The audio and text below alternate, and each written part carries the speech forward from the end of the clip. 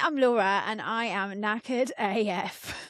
I'm so tired, so I will keep this brief because I'll probably just end up babbling nonsense. But before we dive in to this incredible interview with an absolute legend, Dr. Helen, who is an NHS GP, Northern mum, Bolton's finest, menopause specialist, women's ADHD and neurodivergent advocate, feminist, and GP on BBC Breakfast and BBC Morning Live, and now published author of Menopause and ADHD, I need to tell you about some very exciting things that are going on this week.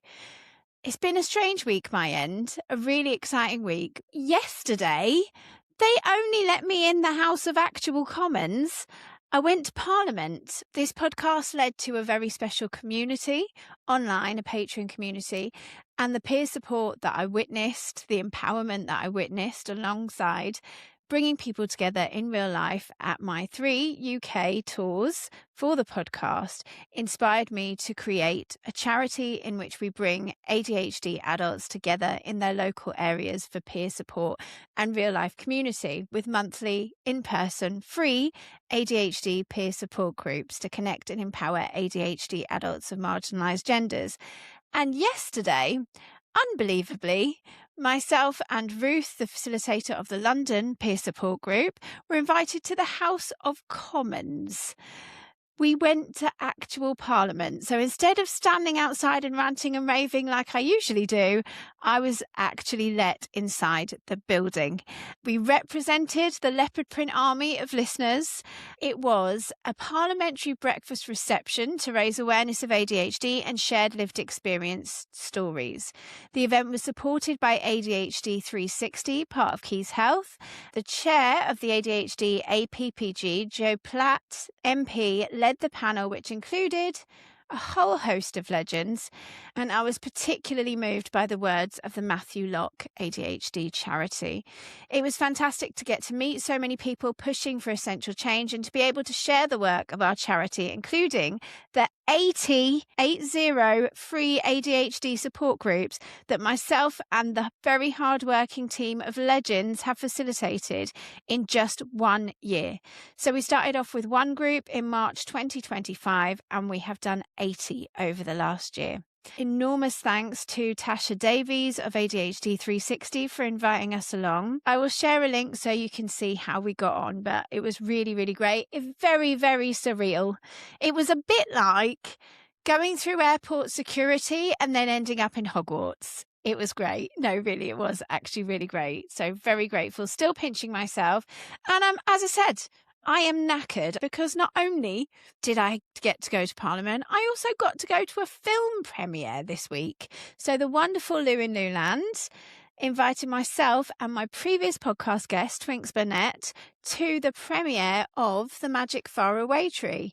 Again, very surreal, very exciting. And I was absolutely honoured to share the same air as Nicola Coughlan for what was a really gorgeous film.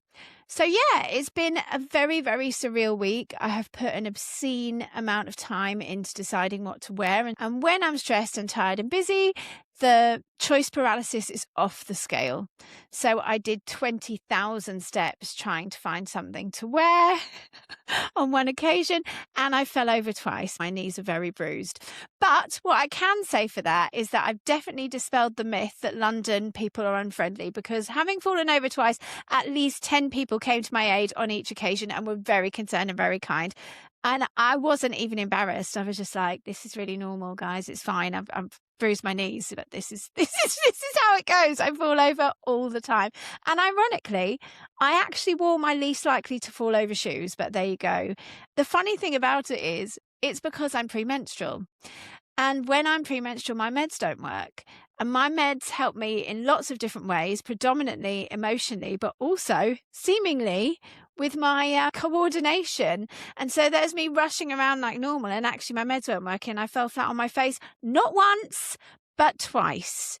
But yeah, it's all right. Just some bruised knees. But faith in humanity restored, as it was in this crucial conversation with Helen.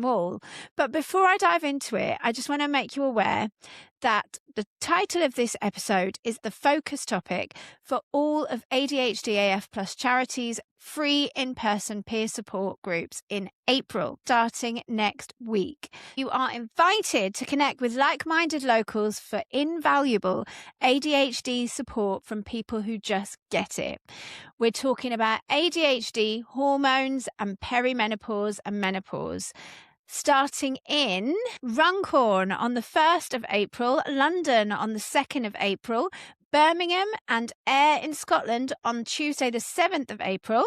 On Wednesday the 8th, we've got Manchester and Oxford groups. And on Thursday the 9th, Bristol, Chester and Edinburgh.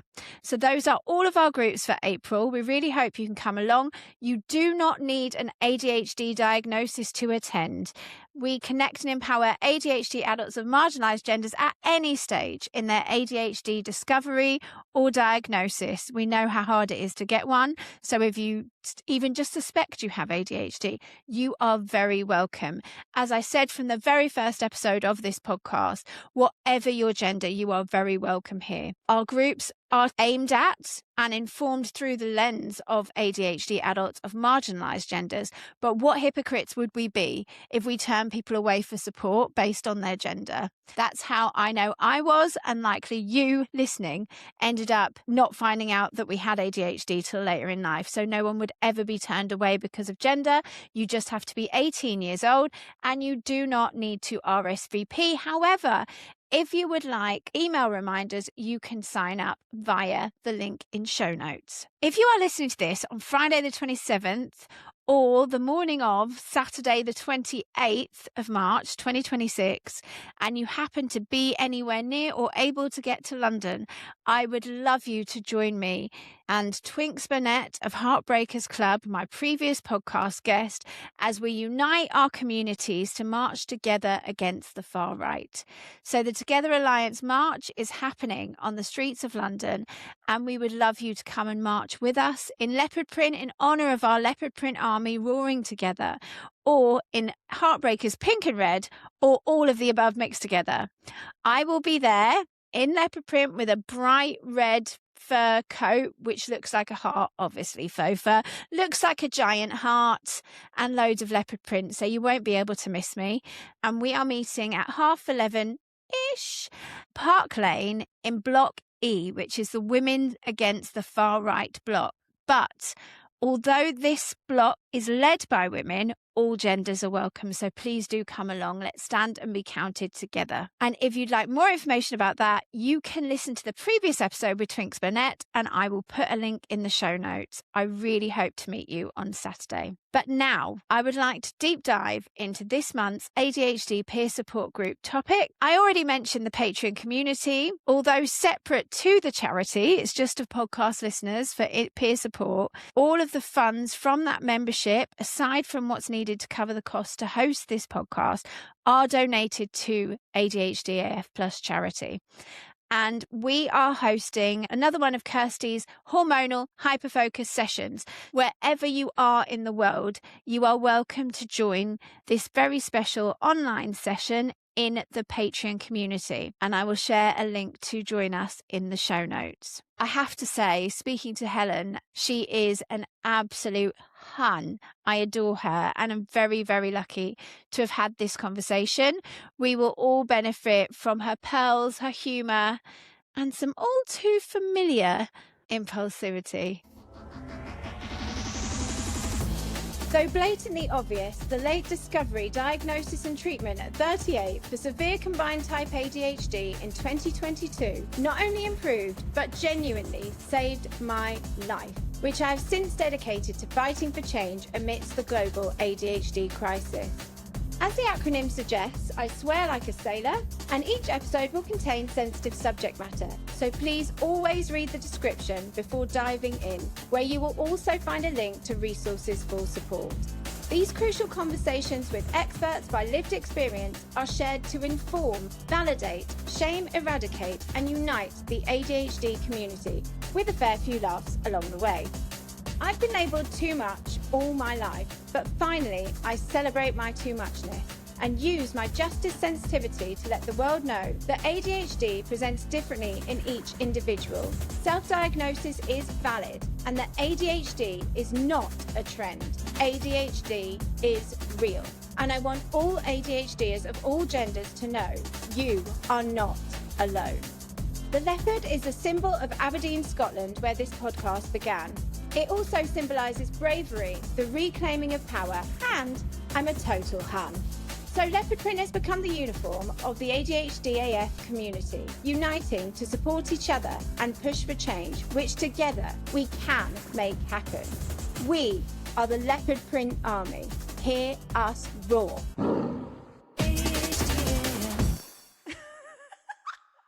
Could you please tell me your name? Dr. Helen Wall. Your pronouns? She and her. The most important question, your star sign? Virgo. You and I are supposed to be going into some very good times, you know. Virgos and Geminis, we're doing well this year, apparently. Do you want to share your age? Yeah, I'm happy to share my age because I know I don't look it. No, I'm joking. I'm 43. We're the same age, I think. Hang on. I'm 43 this year. I'm 43 in May. Oh, God. I'm so desperate to go off on tangents already. It's never quick fire questions. Don't try and get me to stop you because I'll do it as well. Okay, right. Your location. Bolton. I've got an auntie in Bolton. Have you? We'll be related soon. Location. Oh, you've just told me that bit. And that's my most ADHD thing of the morning so far. Occupation. I'm a GP and a menopause specialist as well. So I run a menopause clinic for lovely, lovely ladies who are struggling. Honestly, I'm so grateful to have you on. You are exactly what we need. Thank you. What is your favourite film, just for my own amusement? Do you know what? I don't watch films because I can never sit through them. Relatable. Dopamine dresser or calming neutrals? What's your style? Probably calming neutrals because I'm always 100 miles an hour, so I need something to hold me back. What city in the world are you most like? Oh, flipping heck. Mine's Bangkok. Intense, a lot of fun, little bit stressful, flustered, chaotic, moving quickly. Nice food is important.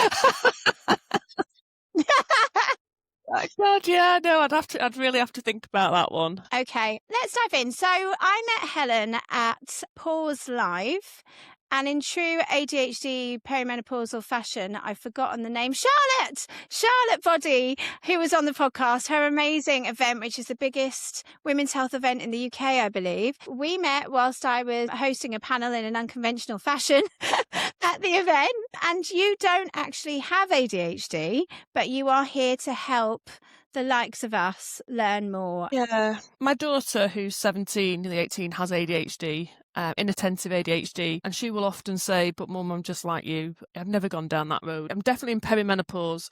Yes, well, that's okay. Self-diagnosis is valid, and it bloody well has to be in a system where you could be waiting nearly 10 years in some parts of the UK for a diagnosis, whilst others have shut their books altogether, like it's something you can just take off the menu.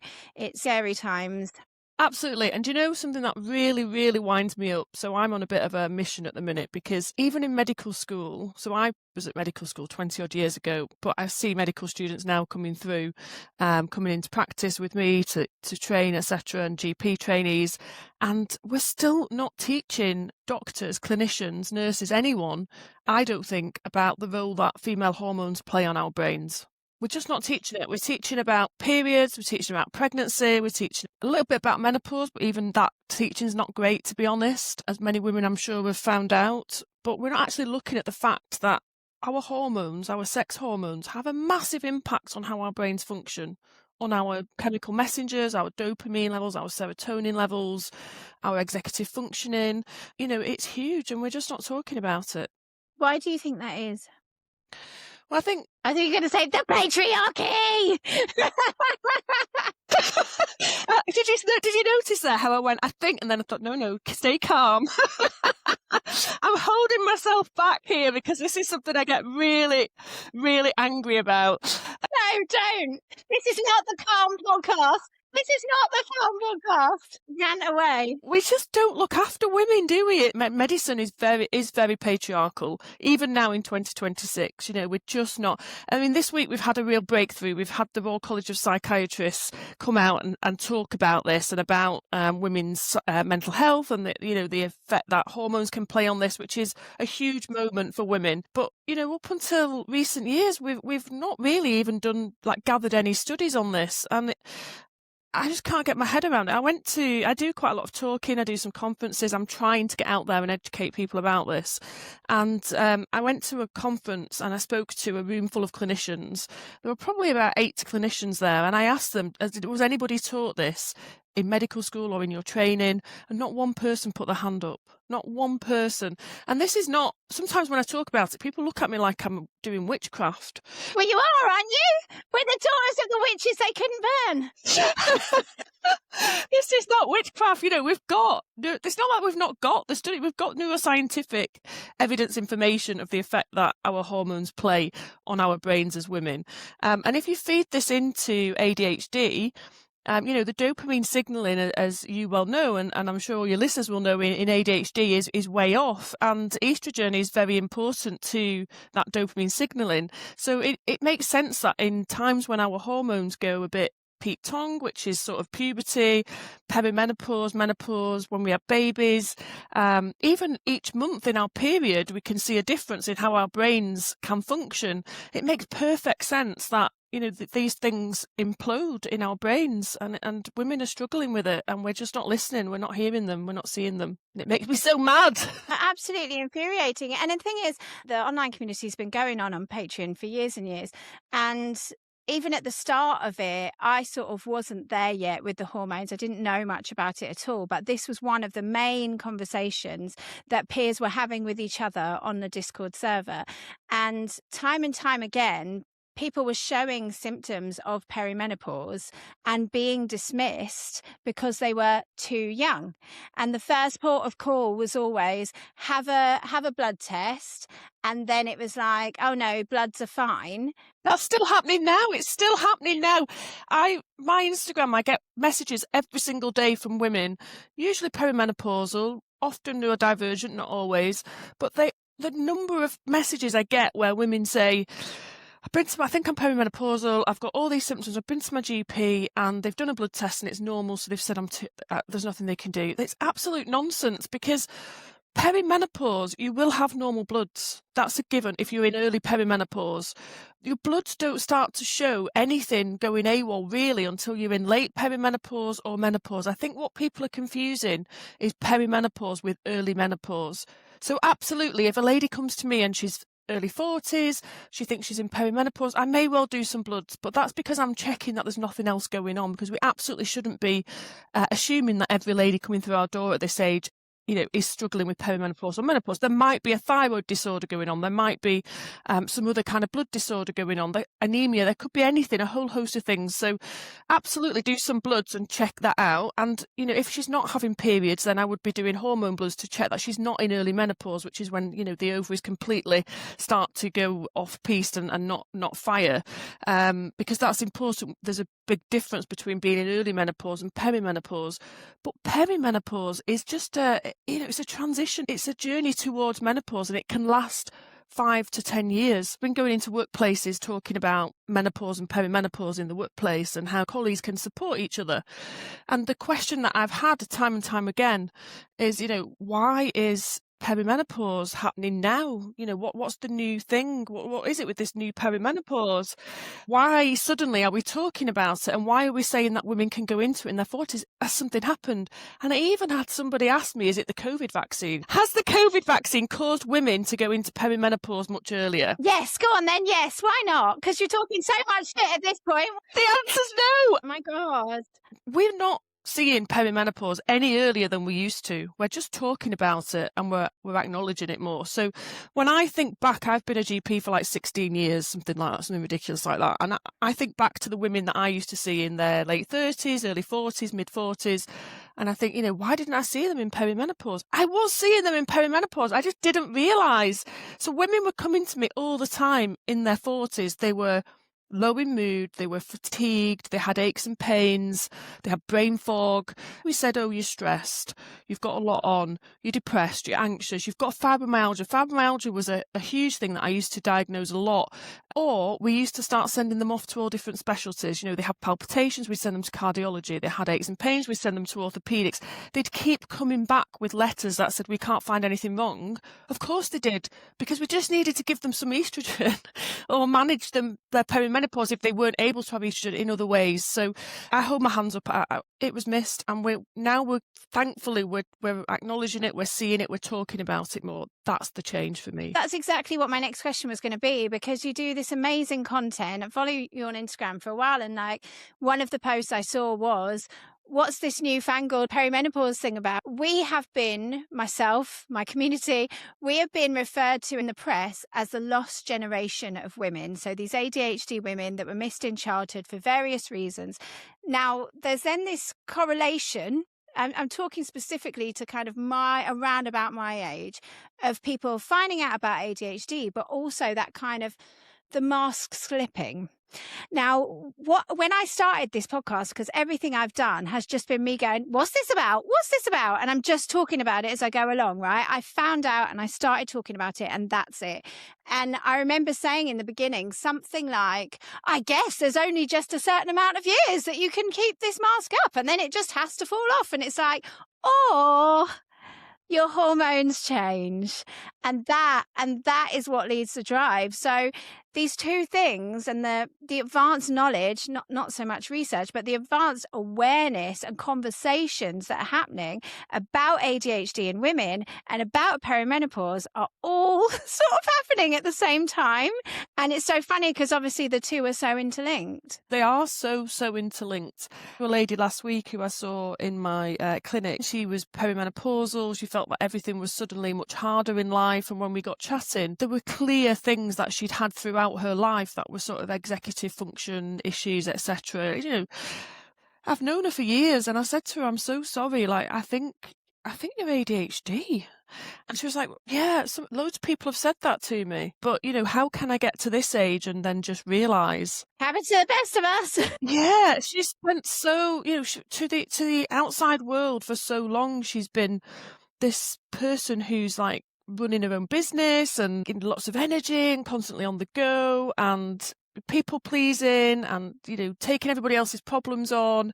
You know the tick, tick, tick, tick, tick. She went away and she did a bit of reading, and I sent her to some of your resources, and which I always do, by the way, because I just think you're fab, and Thank you. the support that you provide people is fantastic. Likewise. And she came back and she said, it all makes sense. I feel like I've always struggled, but I've never really known why.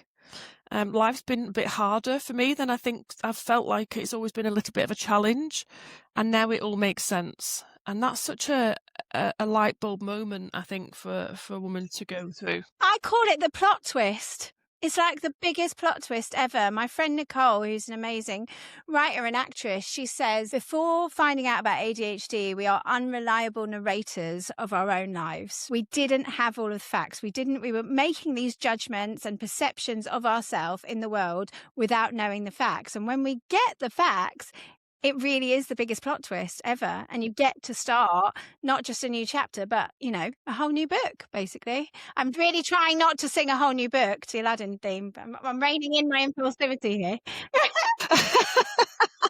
Is it coming in left field now? Don't you dare close your eyes.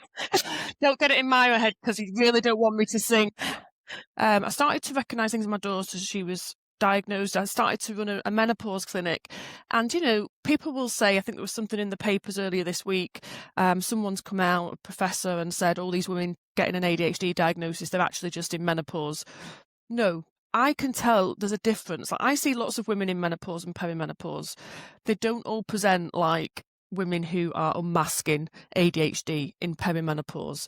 This is like an implosion. And it's so ridiculous because also, sorry to interject, but it's so ridiculous because we know how difficult it is to get a diagnosis. We know that, that there's no correlation between different places and between private and NHS. For some people, they even have to present school reports. We have to have people vouch for us, which is ridiculous when you are midlife, particularly because likely you don't have parents around to vouch for you. So who's vouching for your childhood? But we know that that's part of the diagnostic criteria is it has to have been present in childhood. So it's not like, oh, right, I'm perimenopausal now. Oh, I guess it's ADHD. Like, it's ridiculous. And there is significant overlap in how, in how a woman may behave or feel or see things around her with both perimenopause and ADHD, absolutely. So there is a grey area, but like you say, to have ADHD, it's a neurodevelopmental condition. It's not something you just decide in your 40s, oh, I'm going to have ADHD now, and decide to go off on a journey. It's a neurodevelopmental condition. And when I speak to women who suddenly have this realisation in their 40s, usually, they can go right back all their lives. They can start to reframe things that happened to them, decisions they made, the way they engaged at work or in relationships that suddenly make sense, that didn't quite make sense then, but they got on with it because that's what women do. We get on with it. We people please, we try and maintain the boundaries of society, we mask, we hide things because we want to be seen as good girls, and we just get on with it. And then suddenly, often, there's lots of things that happen in your 40s, aren't there? I mean, perimenopause comes in, thanks Mother Nature. Cheers! Yeah, hormones start to go in flux. But I see women who are doing a whole host of other things at this stage in life. Often they're hitting relationship difficulties. They might be going through divorce. Their kids are growing up, leaving home, often being diagnosed with a neurodivergence, which they then start to recognise in themselves. That's a really common one. They might be hitting the peak of their career or work life, running businesses. They're under a lot of stress. They've got elderly parents often now that they're trying to also look after. So it's a peak time for that vice just sort of squeezing them right in, and something's got to give, and often what gives is that mask just slips. We can't keep it up. Do you know, I was going to say, do you know? And then I'm like, yeah, right on brand. Completely forgotten what I was about to say. Give me 2 seconds. It'll come back to me. Sorry, that's my fault for trusting.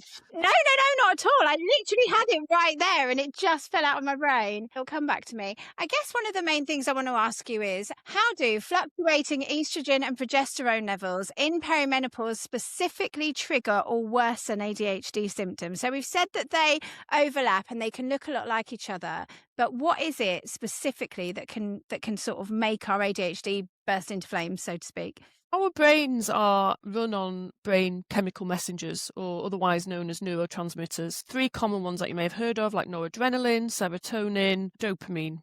There's others as well, and everybody, whether you're neurotypical, neurodivergent, our brains rely on those chemical messengers or neurotransmitters to operate, to pass messages, to carry out processing, etc. And all those things are called executive function. It also relies on those neurotransmitters and chemicals for the emotional part of our brain, so the emotional regulation that goes on in our brain. In ADHD, those signalling pathways and the way those chemicals move or signal, the amount of those chemicals that may be available or usable in the brain can vary, and that's what can cause some of the difficulties in ADHD. I don't want to say differences in ADHD. It's, because I strongly believe that if we put people in an environment where, we're not forcing them to swim against the tide and basically operate their brain in a neurotypical environment, then it's not a difficulty. It's a difference. But unfortunately, it often is a difficulty because we are in a world that makes everybody try and operate within a neurotypical framework. But anyway, before I forget what I'm going to say, I'm going off on a tangent now. So what happens in perimenopause is all of these chemical messengers are very dependent on estrogen, and on estrogen being at the right level for them to work properly. In the simplest form, I'm doing it in really simple terms because I'm a GP. I'm simple. I'm not a neuroscientist. So in menopause, your ovaries essentially shut down, your estrogen levels really drop and become really low. But in perimenopause, which is often more of an issue than actual menopause for ADHD and for women's brains, in perimenopause what's happening is you've got a really hormone volatility. So your hormones are really volatile. So imagine in a normal period, we've got kind of a stable picture. Your estrogen rises in the first part of your month, your eggs released, and then your estrogen starts to steadily drop, and then your progesterone starts to rise. And that happens every month in a woman's cycle, usually. But in perimenopause, that's completely unpredictable and erratic. So instead of having that nice, steady, expected rise and fall of hormones, you've got just sort of an absolute carnage roller coaster of peaks and troughs and no sort of predictability to it. And that then causes the firing of those neurochemicals, neurotransmitters to also be unpredictable and volatile. And that's what can suddenly, start to really impact a woman's brain, particularly with ADHD. It can impact any woman's brain because we see women with brain fog and all the rest of it with perimenopause. But in ADHD, when you're already fighting to keep those chemicals working and balanced for you and your brain functioning, it can just add that extra layer of hell to it. So in simplistic terms, it is what's going on. And I think it's important to say that we hear, don't we, a lot about ADHD being a trend and something people want. And, we've got really strong evidence that this is a polygenic neurodevelopmental condition, which means it's more inheritable than height from your parents, we think. It's made up of a number of different gene loci, as we call them, which is different parts of genes. So there's not one single gene that we can test for to say whether you're going to get it. It's lots of variants and so on. There's evidence to show that there's real brain differences between a neurodivergent brain and a typical brain, not both in terms of how the brain looks, but also in terms of how it fires and how the chemical messengers fire and work and signal. This is science. It's not a whim. We don't seem to acknowledge that enough, really, I don't think, in medicine. I completely agree. And I'm wondering, the recommended treatment for ADHD is actually both medication and coaching or talking therapy. It's the two together is even recommended on the bloody instructions on the pill pot. Not only do very few people, in fact, I think I haven't met anybody who got offered both. It was one or the other. But not only that, we know that it is incredibly and increasingly hard to get a diagnosis, and that if you do have to go private, if you can afford that, well, can you then afford the monthly medication on top of that?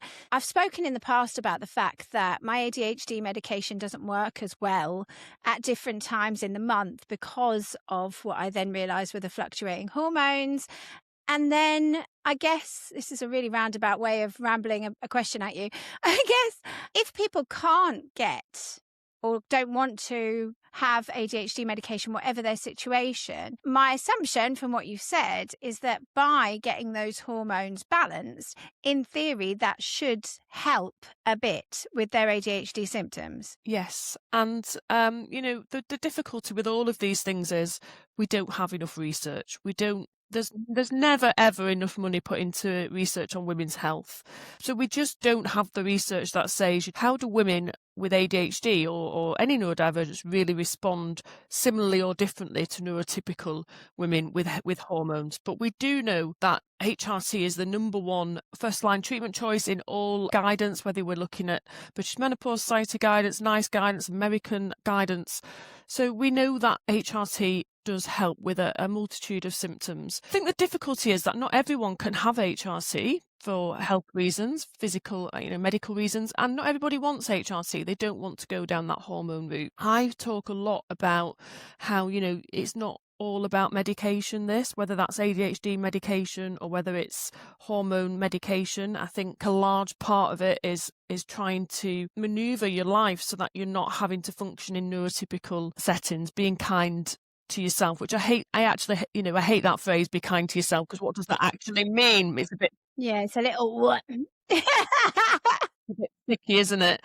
But I meet so many women who've spent their lives being told, you're too lazy, you're too scatty, you're too much, you're not enough. And it's having that plot twist moment to go, actually, I'm me, this is my brain. It's not a flaw. It's not a failure.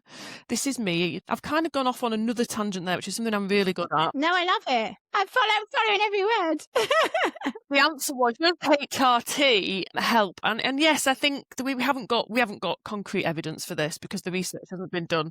But the theory behind what we know from the theory of how our brains behave with estrogen and progesterone, then in theory, HRT should help if we can stabilise those hormones a bit, which is really what we're doing in perimenopause. When I give a lady contraception, I'm aiming to knock off her ovulation. So we're basically shutting down her normal cycles to a certain extent. But with HRT, we're not looking to do that, which is why HRT is never contraception. All we're really doing with HRT is we're just supporting a lady's underlying hormone profile so we can steady it out and she can start to feel a bit more steady.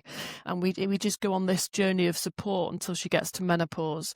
We definitely need more research into all of this, but until we start having these conversations like we're having now and we start raising that awareness, because there's still so many clinicians that I work with who aren't aware of this and aren't aware of the issues that women like this are facing. In fact, I still know some clinicians who think that ADHD is about naughty boys in a classroom chucking chairs about. We're so far away from that now. Like you've rightly pointed out, not everybody wants to be on medication, whatever kind that is, whether that's HRT, ADHD, whatever, and not everybody can be for various health reasons. There was some story about some misinformation in a newspaper article is part of what has made a whole generation of women afraid of HRT. Yeah, so the biggest knockback to HRT really was something called the Million Women Study, published in the year 2000. It was a study of literally 1 million women who were taking HRT and they were going to continue, and they started to look at what happened to these women. They suddenly came out and said, everybody's getting breast cancer. Everybody needs to come off it. Everybody's getting breast cancer. So overnight, around 2000, the number of prescriptions, the number of women taking HRT just plummeted. Like, it went through the floor. We're still paying the price for that because actually there's still clinicians about who were around in that time who still feel really fearful about HRT. It's getting less and less. But when I started as a GP trainee, we never gave anyone HRT unless they absolutely begged for it. And that's really because sort of my trainers and some of the older colleagues were like, oh no, it's a really risky thing. If they really, really need it, we can, but it is risky. What actually happened with that study was it was over time, a bit like many studies before it in different medical arenas, it was decided that actually it wasn't that great a study because many of the women in that study were already in their 60s and 70s, and we know that as you get older you're more likely, your risk of things like breast cancer goes up, but also many of them who develop breast cancer actually developed it within a very short period of time of starting HRT and would have had it before the HRT was started because these things take years often to develop.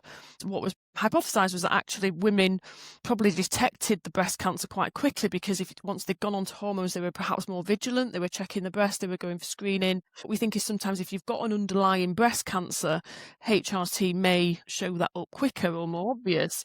But we've come such a long way since then. We're much more relaxed now about the risks of breast cancer and HRT for a couple of reasons. One, because we've got much better hormones now than we had back then.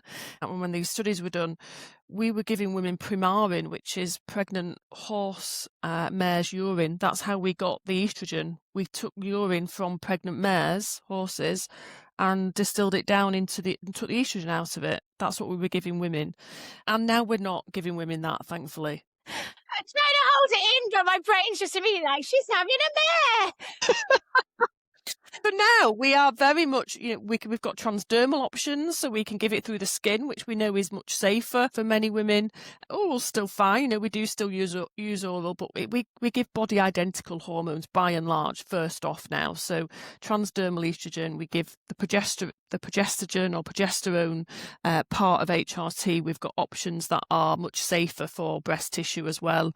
So we're in a totally different place to where we were, but what we need to do is undo all the damage that was done from those fears back then. Progesterone. Some people say that for someone with ADHD, they shouldn't take progesterone or it can affect us. Do you know anything? Or do you know anything about that? Of course you do. Can you tell me a little bit about that? You never know. I might not.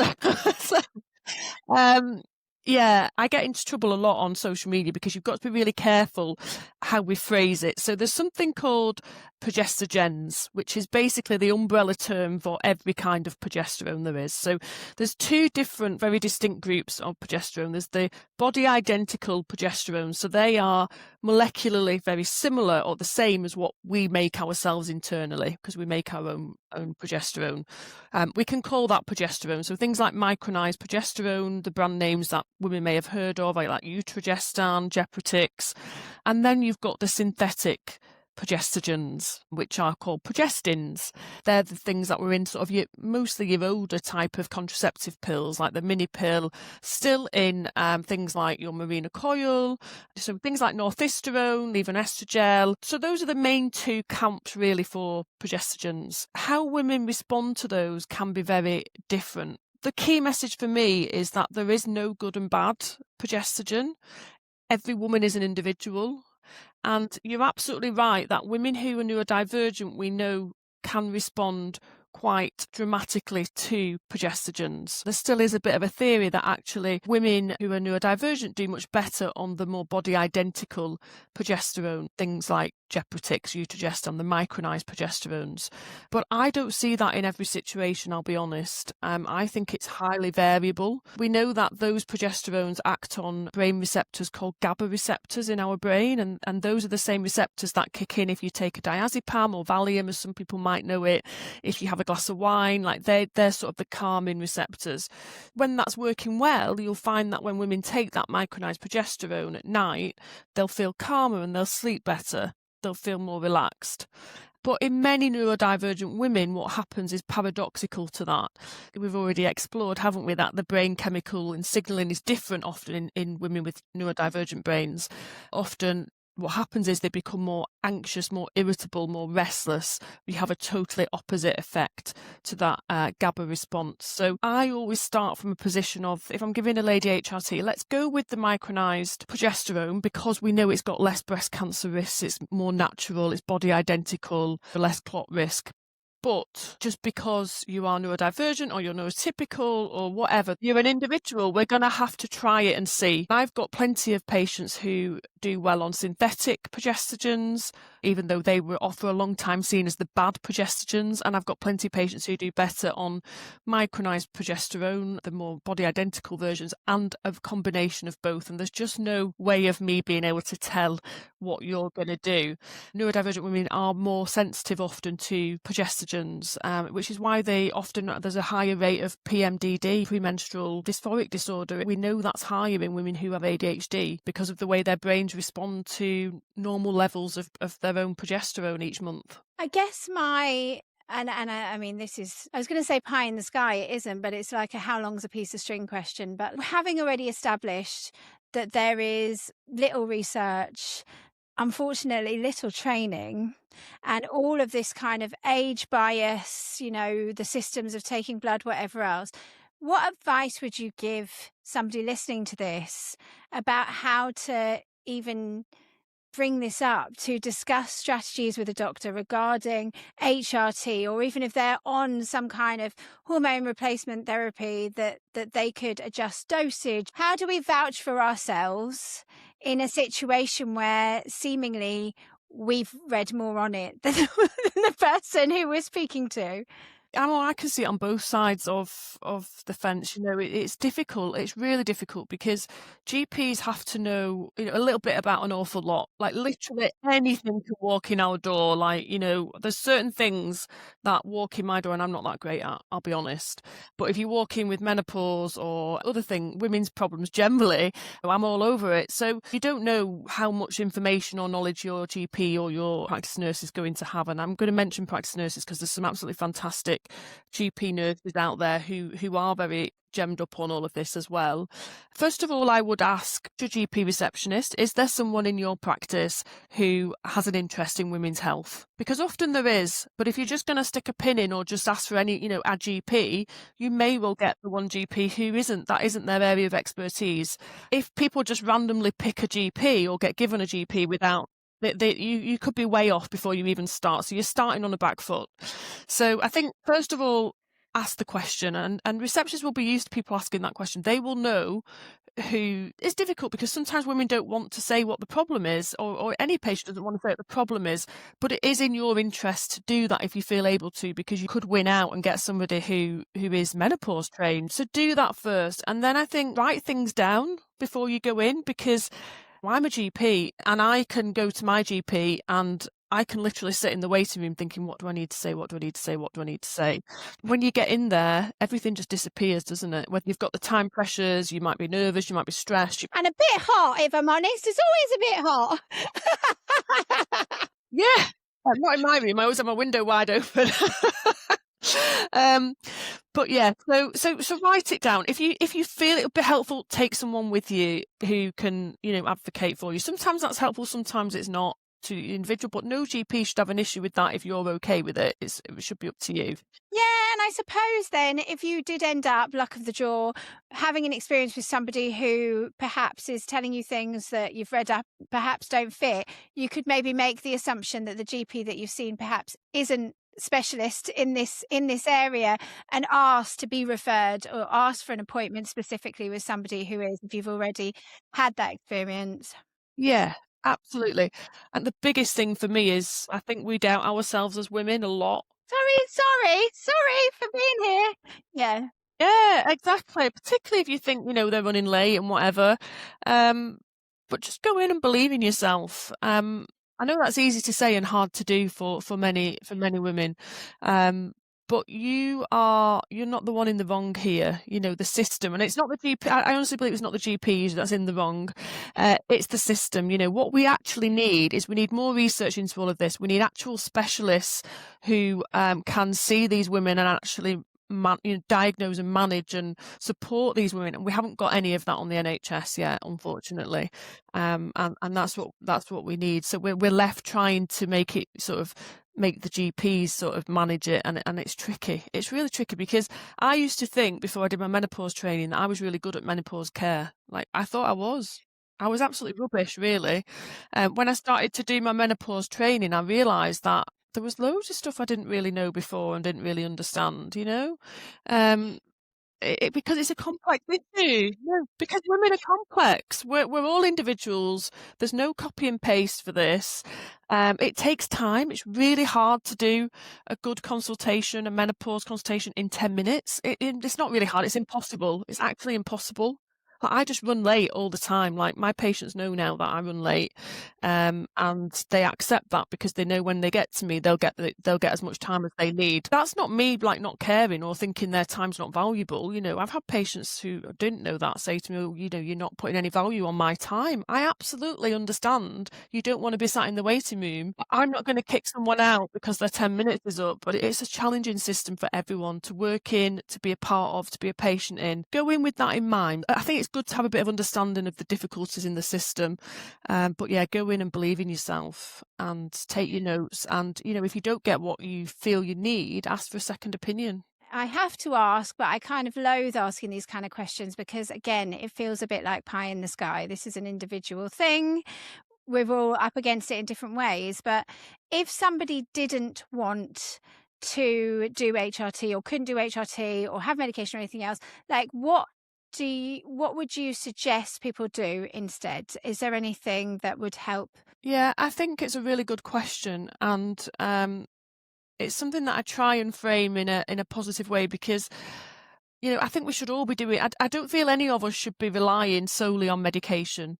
For many things in health, but HRT particularly, I talk about the pillars of health, and sometimes, it gets a bit of an eye roll from people because it's like, oh God, we just want something quick, don't we? We want to be able to take a tablet, put a patch on, and our problems be solved, because we're all busy. But actually, having a good diet, exercise, getting out in the fresh air, all the things that people think, oh, this is so boring, like this is just so rubbish. Oh, those things actually work. But they do work. They do work. And I'll never, of late particularly, I've come to realise with all the women I've worked with and all the menopause care that I'm doing, the impact of stress. Stress is so bad for us. It affects so much. And I know it's really easy to say, sort your stress out, and really, really hard to do, particularly in this phase of life where we've got so many stressors on us. But it can make such a huge difference to things like our hormone stability, our diet. There's a load of research coming out now about our gut microbiome and the fact that we cycle estrogen in our gut called the estrobolome. So if you've got a poor diet and your gut microbiome's poor, then not only do we make a lot of our serotonin in our gut as well, which is our brain chemical for our mood and our well-being, but we recycle our estrogen as well. So you can absolutely throw off all your all like your hormones and your brain chemicals by having, not having a good diet, by having a challenged gut microbiome, and by not sort of balancing the stress levels really. So I'm sort of looking into that now. I think they call it lifestyle medicine. There's people that specialize in this. I'm sort of not a specialist in this, but I'm certainly starting to feel as I go more and more into my career that we can't just rely on medication, anyone for whatever. We've got to have all the other bits of the jigsaw in place as well, and look after ourselves. I totally hear you. It's really, really tricky because it almost feels to me it's always a bit chicken and eggy, right? Because like I'm here, I'm trying, I bought healthy food this week, and every day it is that sort of battle with yourself to try and make the right decisions. Like I've been through the mill with it, especially with food and exercise. So many of us have co-occurring eating disorders. We know that motivation is a struggle, like all of this stuff. It feels like this kind of vicious cycle. It is, isn't it? And you can sort of go in your mind, you're like, right, I need to do X and Y to feel better, but I can't do X and Y because of the condition. I always just try and think of it like not even a day at a time. It's like hour by hour. And I think that's right, Laura, because people will go, oh, well, you're a GP, so you probably eat really well and you probably exercise all the time and like you probably have a perfect lifestyle. Absolutely not. I'm the worst. Like, I eat so much sugar. My meals are all over the place because I'm always like dashing from one kid or one job to another. And, I'm the worst. So I always say to patients, I'm not preaching. It is really hard. I know it's really hard, but I have seen the difference it can make. So I think just even if today you do one thing that's better, better for your health than you did yesterday, I try and look at it in like really small pieces rather than, I think when people fail with it, they sort of try and do everything. So they fill their fridge with really good food and they think, I'm going to go for a 2-mile walk every day. Stop attacking me, Helen! Not doing any alcohol and all of this. I've done it myself. I've done it so many times. Usually on a Sunday, I'm thinking, right, this week I'm going to do this and I'm going to go. And then by Tuesday, you just feel like a failure and you like sat eating chocolate and you think, oh, what's the point? I'm not going to manage it.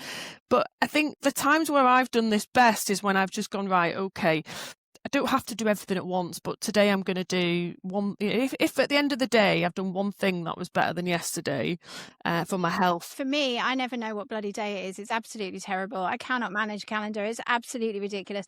But it's now or not now. Oh, like, yeah, now or not now. And then I'm like, shit, where did the last month go? Like, have I actually been present? Did I go somewhere? Like, what happened? Shit, it's now. But I think it's always a good idea to just try and really look at what your struggles are. And I think for me, with dates being such a problem and with time just flying by me in no kind of linear fashion, I think trying to keep a track on your hormones, as in your hormonal fluctuations, your menstrual cycle, is actually quite helpful. If for no other reason, that like when it's the end of days and life is over and then the next day you're bleeding, like that whole cycle, just to give yourself a little more insight into why is everything driving me crazy and why I'm about to like run out into the street with an axe. It's like, hang on a minute, oh yeah, tomorrow, period, nice one. I call it externalizing your brain. Like look at the state of this, like so many different books with different things written down in. I don't even write anything down anymore. I've just got it on phones. There's a million notes that I'm never going to look back on, but yeah. You know what? Life's really hard. Having ADHD makes it harder. Just take each moment as it comes and try and just do a little bit more for you than you did yesterday, I think. I love that. That's really, really sound advice. Thank you. When we're talking about hormone replacement therapy, I just wanted to know about the trans community, because obviously that's something that would impact them as well, because obviously we're talking about people who menstruate in general. Absolutely, yeah. They get left behind a lot. We need to get better in the medical community at recognising that. And I think we've certainly got better in the time. I'm sure people in the trans community may not agree with this, but from a medical point of view, I feel like we've got a little bit better at recognising that we need to get better at doing the doing. Does that make sense? So I don't feel that we are better at doing the doing, but I feel like we know that we're not doing it. I guess the issue is, if there's so little research for women, then the trans community are so far behind. It's scary. Absolutely. Yeah. And the whole thing's scary. The whole thing is scary that we've got to 2026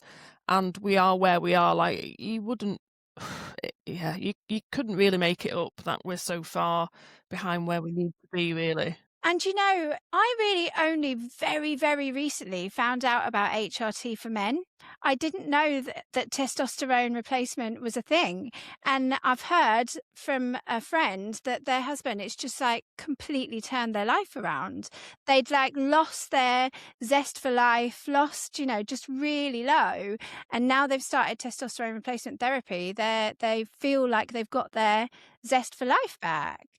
Mojo back. Yeah, I think, and that's probably another thing on the horizon, isn't it? I think hormones generally, we're just not where we need to be. I quite often get asked, you know, why can't we just measure hormones? It's a tricky one because, you know, they fluctuate so much, and I just don't feel like we've got enough intel on the whole picture, really. So, And resources or finances in the NHS because of the government, but we won't dwell because we will be ranting there. So, as I've said, self-diagnosis is valid because, contrary to absolutely false claims, ADHD is not overdiagnosed, not at all. It's very difficult to attain a diagnosis. This spans all sorts of areas, but I always like to stay in my lane.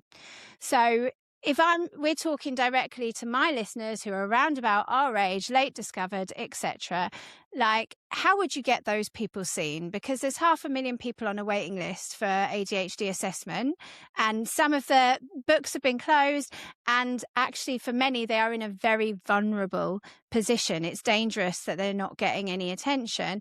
We don't have the resources, etc., but what could you, if you could just solve the problem tomorrow, how would you make it quicker? How would you get them seen? we need more clinics, don't we? We need more pathways. We need to train more people to assess and diagnose. But I think for me, it goes a bit further than that, because we know that neurodivergence is rarely a siloed, you know, neurodevelopmental condition. We see so many people who perhaps have ADHD but have some autistic traits, have overlap in so many of the areas of neurodivergence. And the frustrating thing for me, apart from the fact that you can't get anybody seen for years or assessed or diagnosed, is, you know, I might send someone to a clinic for ADHD, and after years they'll come back and say I've been diagnosed, but then you might think, oh, they've also got some autistic traits and they have to go somewhere else. So for me, then there needs to be an acknowledgement first that we're not overdiagnosing it, that there's so many people struggling. I think there was a study done earlier this year, like 9,000 GP records, and it picked up a diagnosis in like 0.32% of everybody registered with a GP, which, you know, how can you say you're overdiagnosing it? We're clearly not. So there needs to be that acknowledgement of that, and we need to be and I personally think the reason we're not acknowledging that is because it's fear. It's fear of how that's going to then, you know, have to up all the resources to put into it. Because once you say, oh, something's underdiagnosed, there's then pressure to plug that gap, and it's going to be costly. It's going to be costly. But that's because we've spent years just ignoring the problem and not acknowledging it. If we'd have kept on top of it and actually caught these women in as young girls and actually, you know, managed it, we wouldn't be in this position. But now we've got this backlog. We've got this huge problem where all these women are suddenly being found. That, you know, we need to acknowledge that's happened and put clinics in that somebody can go and can have a full assessment, not just be told, oh, you're ADHD, you've probably got a few autistic traits, go back to your GP and get referred for that, because that's happening more and more. But yeah, it's a boring answer, but really we need to, put that resource in. Yeah. Yeah, we really do. What would you like the world to know about ADHD? If you could just broadcast one message, bust a misconception for me. That the name ADHD is absolute tosh. Attention deficit hyperactivity disorder does not describe what's in the tin. It's not an attention deficit, it's an attention difference. People with ADHD can be very, very focused on what they want to be focused or need to be focused on, particularly if the dopamine's running high because they're on a deadline or something like that. Laser beams literally shooting out of my eyes. Well, yeah. You don't have to be hyperactive in the simplest, in the most commonest sense of the word. Hyperactivity can be up here. It can be internal restlessness, internal agitation.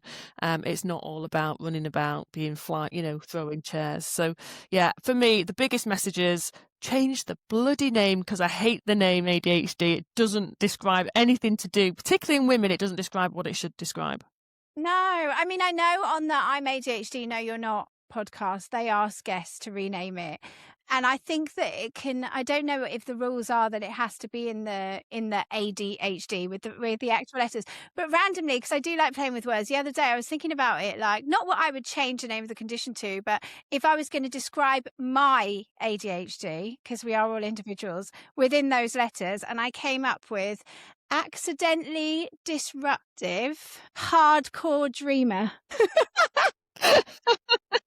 I love that. I love that. Yeah, I think it works. Tell me a little bit about your book. It's all in here. Everything I've talked about on this podcast and more besides, available for pre-order now, but it's coming out on the 14th of May. Professionals, clinicians can read it, absolutely, but it's for that woman. It's for you as a woman who is in midlife, not sure what's going on, your hormones have gone AWOL, you're unmasking, and it's just sort of to hold your hand really and talk you through what's going on in your body and mind, what you can do to try and support yourself, how you can speak to your GP about it, how you can sort of manage it with or without medication, and some little hints and tips as well. It's all the questions I get asked day in, day out on my social media by patients. I'm hoping it's going to help someone out there. I'm sure it will, and thank you so much for helping us today. What is the book called? That's a very good point. Called Menopause and ADHD, How to Navigate Hormone Flux and Neurodivergence. Yeah, Dr. Helen Wall. Thank you ever so much, Helen. I'm going to ask you one more question, leave you in peace. So on this podcast, like I always say, micro joys are how we survive macro grief. And there's a lot of grief around, particularly when you've been the last to be let in on the actual joke, which is your own life, right? So I track glimmers, so micro joy. Would you give me a glimmer? On International Women's Day, I went into town for something, and I was walking back to my car, and I walked past Earpiece in Place, and there was no one there, and I felt a bit sorry for the girl who just was stood there a bit bored. Just walked in and was like, "Yeah, I'll have another piercing." And I came home and I had blood dripping all down my neck and on my scarf, and my daughter was like, "Mum, what the hell's happened?" And I was like, oh, I just got a piercing. She's like, "Did you go for that?" I was like, no, I was just walking past the shop and I thought, why not? Why not? Oh, I love it, Helen. Thank you so much for today. I've loved our chat. I really have. I hope I can have you back on sometime. I hope I see you in real life very soon. Thank you for everything you're doing. You are mentioned. I forgot to say that you are mentioned in the book because I do sign a lot of my patients and women to your support groups and charity because I think it's absolutely amazing. So thank you. Oh, thank you. That means the world. Thanks so much. How much do you love Helen? Not as much as me, I'm telling you. I could have spoken to her forever. It really felt like having a conversation with a friend. I'm so grateful to have her perspective, all of her pearls, her insights and advice.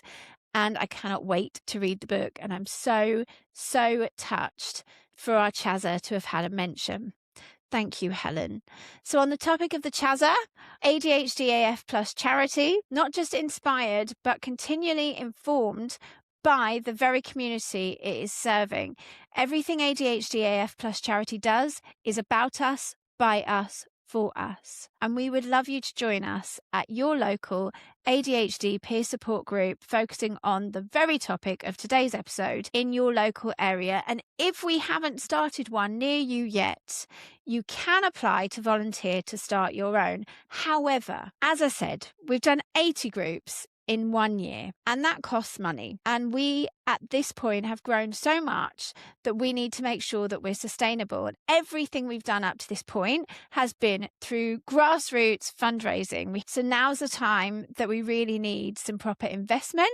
You've only got to take a look at our blog to see the testimonials, to see all the happy faces, to see what we're doing to show that we are really making a difference to people in need of support. But we do need some support now. So like I said, you can apply, but we are pausing starting any new groups apart from the various that we've been working with these last few months, waiting in the wings to start. So you can apply. And once we have enough funds to continue to grow, we will come back to you and look at starting off. But it would be wonderful if your company or yourself or anyone you know would like to sponsor a group or to just donate some money. It would really help us to continue to grow because the demand is there and we know what we're doing is making a difference. And speaking of support, the lack of support for ADHDers is one of the many reasons why joining the Together Alliance to march against the far right on Saturday, the 28th of March on the streets of London. Please do come and join me in leopard print or pink and red or all of the above at 11:30-ish. At Park Lane, Block E, Women Against the Far Right. And the link to everything I've been rabbiting on about, which I hope some of it made sense, will be in the show notes. So please do go and have a look there. And thank you so much again for listening. And I hope to see you on the streets of London. Our facilitators hope to see you at your local group starting next week. And I hope to connect with you online at Kirsty's Hormonal Hyperfocus, which is happening in the Patreon peer support community membership of ADHDF podcast listeners on Sunday, the 12th of April at 6 p.m. But now I need to go and rest. I need to rest my voice. I need to sort out the absolute abomination, which is my house, for all the outfits that I've tried on and taken off and tried on and strewn all over the place this last week. And there'll be links to see what I've been up to in the show notes. Enormous thanks to Helen. Enormous thanks to you for listening. And please remember, you are not alone. We are all in this together. And like Columbo, just one last thing that I nearly forgot. I don't usually put this podcast out on a Friday. I've just not been able to cram everything into this ridiculous week. So my apologies have already been sent to my wonderful friend, John Hill of ADHD or Just a Bit Weird's podcast. Friday is their day. And I would never steal their day, but they've given me their blessing because I needed to let you know about the groups next week and remind anybody to come and join me on this march. So that's why the episode is coming out on a Friday. But I urge you now to go and listen also to the wonderful ADHD or Just a Bit Weird podcast. Big love.